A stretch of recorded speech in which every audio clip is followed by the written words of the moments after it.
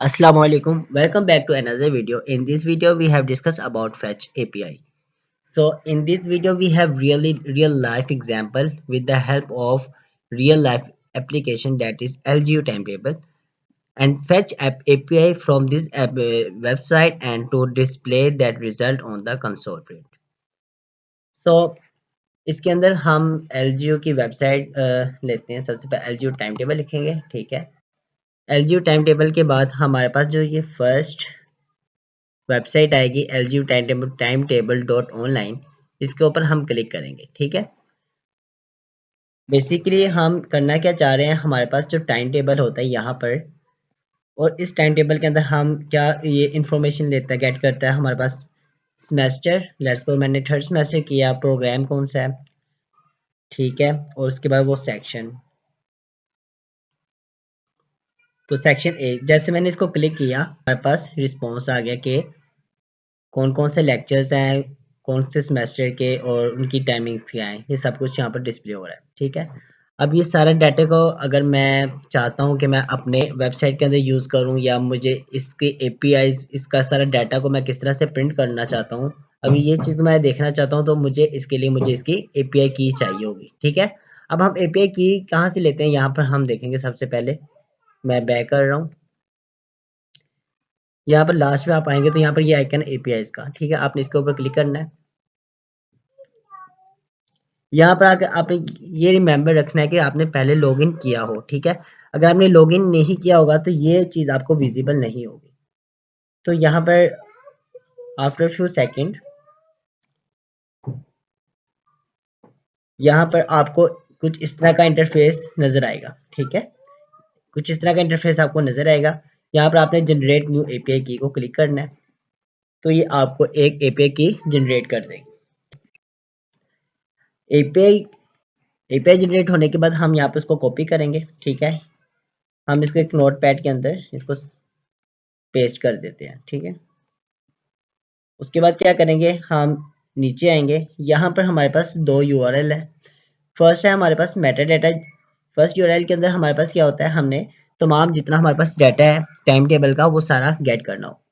और second URL हमारे पास इसलिए है कि हमने पर्टिकुलर किसी सेमेस्टर का अगर हमने टाइम टेबल देखना है तो उसके लिए हमें ये सेकंड यूआरएल यूज़ करना पड़ेगा अभी के लिए हम मेटा डाटा को चेक करेंगे ठीक है तो मेटा डाटा को हमने कॉपी किया और इसको भी नोटपैड के अंदर पेस्ट कर दिया ठीक है ये हमारे पास दो कॉपीज होगी उसके बाद अब हम क्या करेंगे अब हम सिंपल अपना विजुअल स्टूडियो खोल लेंगे सबसे पहले हम स्क्रिप्ट टैग लिखते हैं ठीक है उसके अंदर हम जेएस कोड लिखेंगे सबसे पहले हम एक फंक्शन बना लेंगे ठीक है जो हमारे पास एपीआई को गेट करता है तो हम फंक्शन का नाम लिख देते हैं गेट एपीआई ठीक है और यहाँ पर हम एक कॉन्स्ट वेरिएबल लेंगे एपीआई के नाम से ठीक है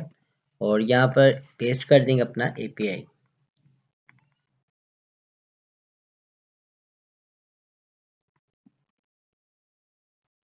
उसके बाद हम एक और वेरिएबल ले लेते हैं ठीक है रिस्पॉन्स जहाँ से आएगा तो यहाँ पर हम अपना क्या डालेंगे यूआरएल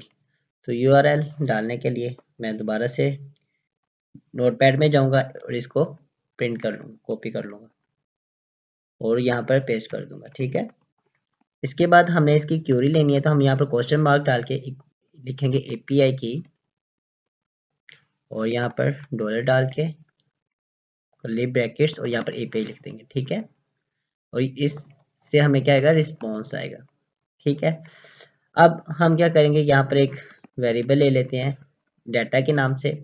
जो क्या करेगा फैच करके लाएगा क्या हमारा रिस्पॉन्स ठीक है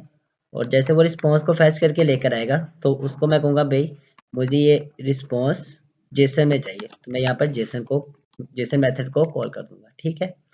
और उसके बाद मैं क्या करूँगा सिंपल रिटर्न कर दूंगा अपना जो मेरे पास डाटा आएगा उसको मैं रिटर्न कर दूंगा ठीक है अब मैं अब गेट एपीआई को मैं कॉल करता हूँ ठीक है तो उसके बाद मुझे क्या लिखना पड़ेगा यहाँ पर डॉट डाल के देन लिखेंगे फैच जब भी हम यूज़ करते हैं तो हम यहाँ पर डॉट देन का इस्तेमाल करते हैं और इसके अंदर क्या होगा हमारे पास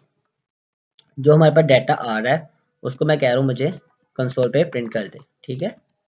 और यहाँ पर मैं डाटा को प्रिंट कर दूंगा ये हमारा शॉर्ट सा कोड था जिसकी मदद से हम अपना एलजीयू टाइम टेबल का सारे डाटा को